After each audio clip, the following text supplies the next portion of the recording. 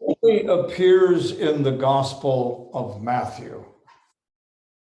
And it is an interesting story because it talks about some number of persons, but doesn't say three. It just identifies some persons come from the east. Hear these words. Jesus was born in the town of Bethlehem in the land of Judea during the time of Herod, when Herod was king. Soon afterwards, some men who studied the stars came from the east to Jerusalem and asked, "Where is the baby born to be king of the Jews? We saw his star when it came up in the east, and we have come to worship him." When King Herod heard about this, he was very, very upset. And so was everybody else in Jerusalem. He called together all of the chief priests and the teachers of the law and asked them, "Where will the Messiah be born?" "In the town of Bethlehem in Judea," they answered. "This is what the prophet wrote. You, Bethlehem, in the land of Judah, are not by any means the least among the rulers of Judah. For from you will come a leader who will guide my people Israel." So Herod called the visitors from the east to a secret meeting and found out from them the exact time the star had appeared. Then he sent them to Bethlehem with these instructions: "Go and make a careful search of the child. And when you find him, let me know so that I may go and worship him too." With this, they left, and on their way, they saw the star, the same one they had seen in the east. It went ahead of them until it came and stopped over the place where the child was. How happy they were. What gladness they felt when they saw the star. They went into the house and saw the child with his mother Mary. They knelt down and worshiped him. Then they opened their bags and offered him presents: gold, frankincense, and myrrh. God warned them from a dream not to go back to Herod, so they went back home by another road.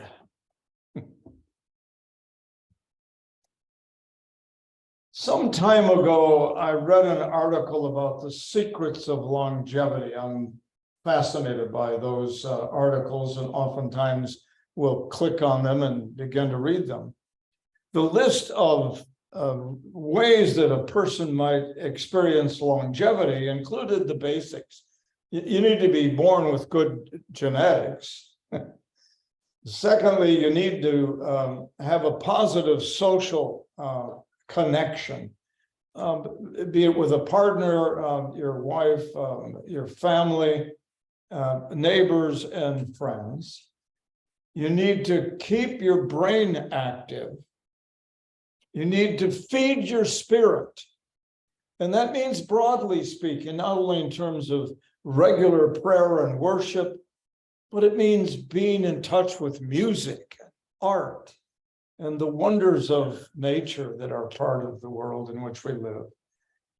You need to stay active. That is to say, get out and walk. Be involved in exercise that's helpful and beneficial to you. And you need to be careful about what you eat and what you take into your body. And then it indicated that where you live may be key.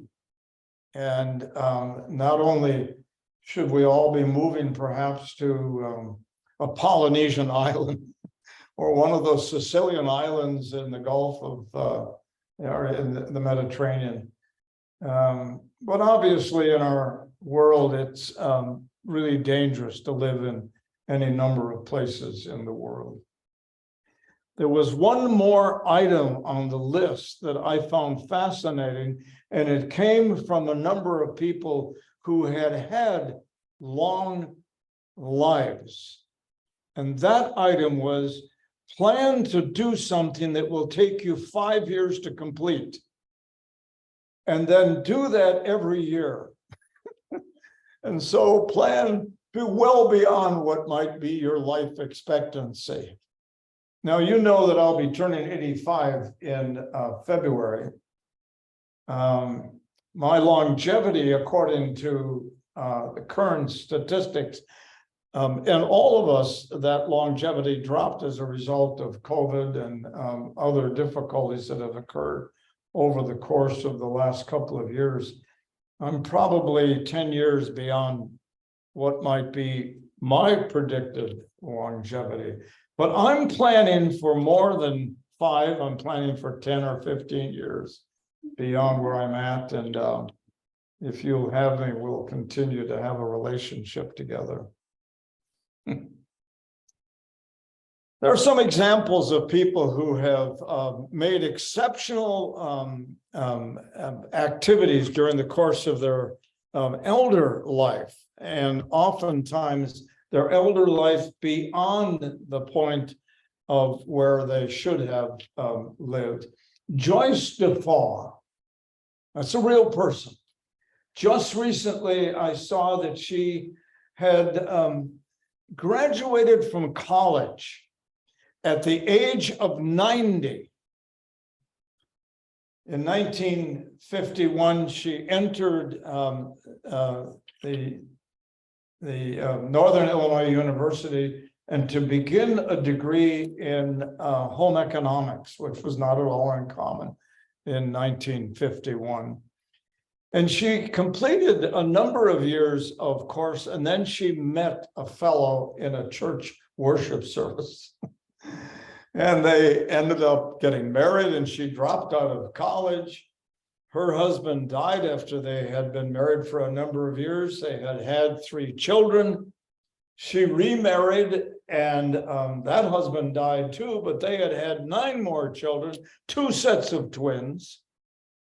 She now has 17 grandchildren and 24 great-grandchildren.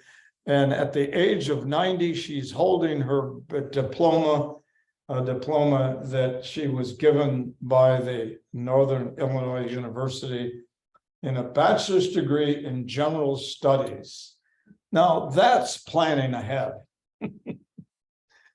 Another example of that, George Jendinoff moved a number of years ago to Utah. And he decided to take up downhill skiing.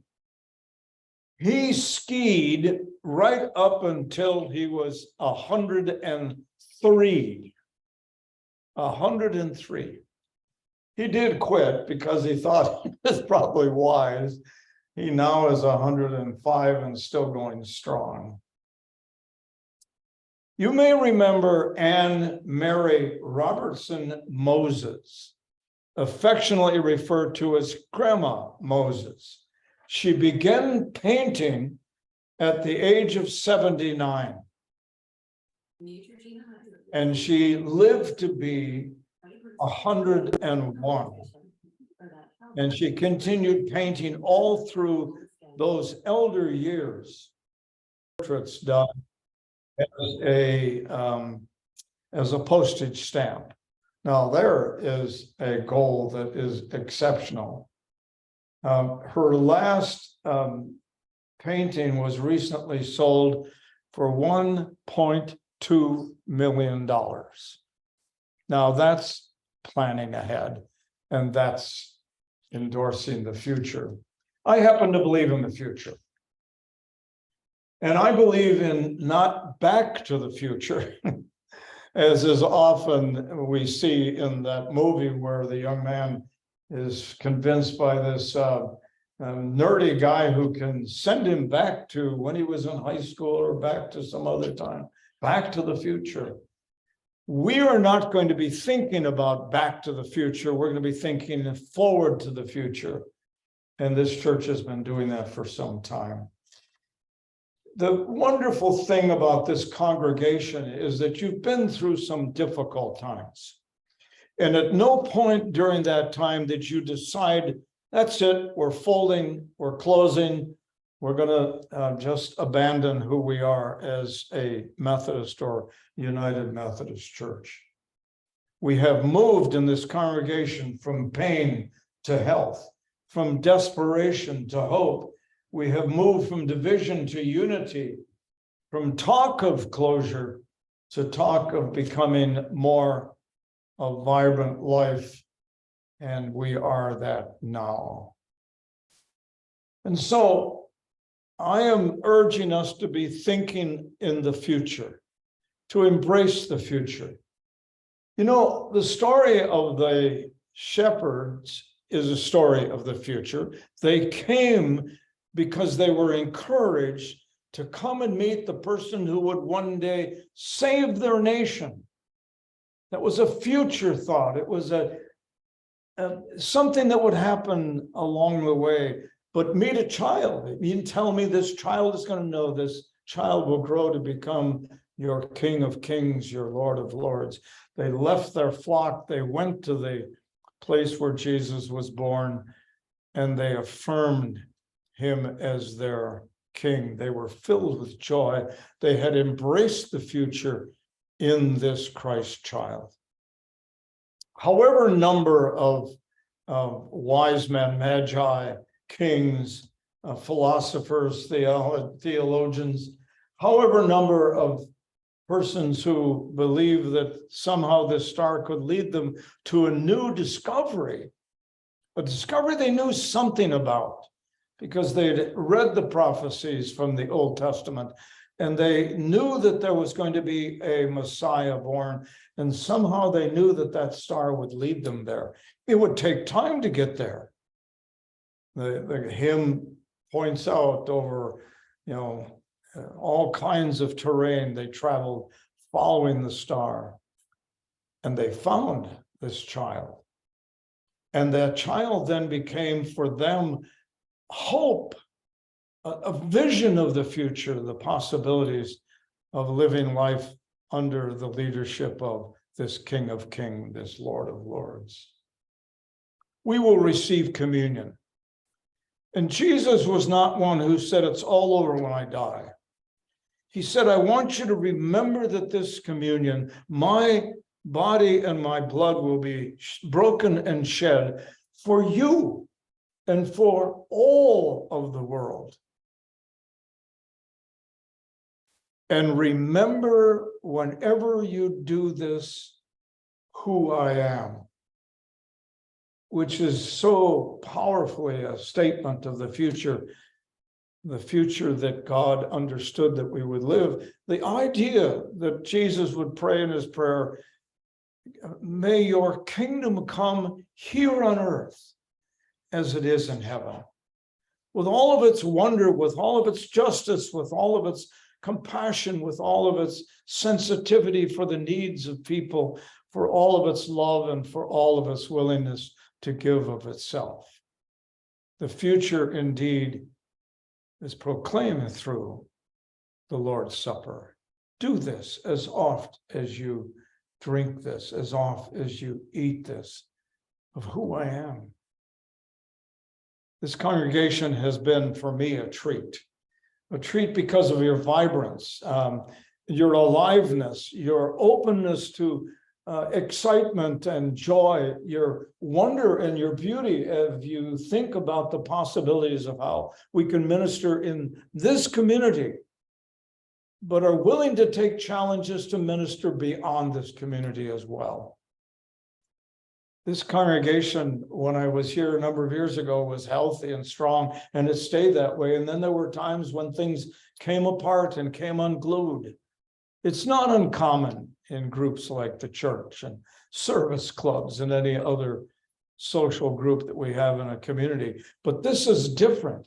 This is a gathering of people who are inspired by a God who has not gone on vacation, who has not given up on us, and who has said repeatedly and over again, I love you. I care about you. And I am willing to love you in the way in which you have seen Jesus in his life, in his death, and in his resurrection. So in this new year, embrace every day as a possibility of meeting someone and saying, come and worship with us. Come and join us in this fellowship. Come and be part of our service to this community. Come and be a part of our reaching out beyond this community. Come and be with us. People long for social connection. It will help them live longer. And it will help them realize that the one who gives us this challenge and this commission is the one who has promised us forgiveness and eternity. God bless you. Amen.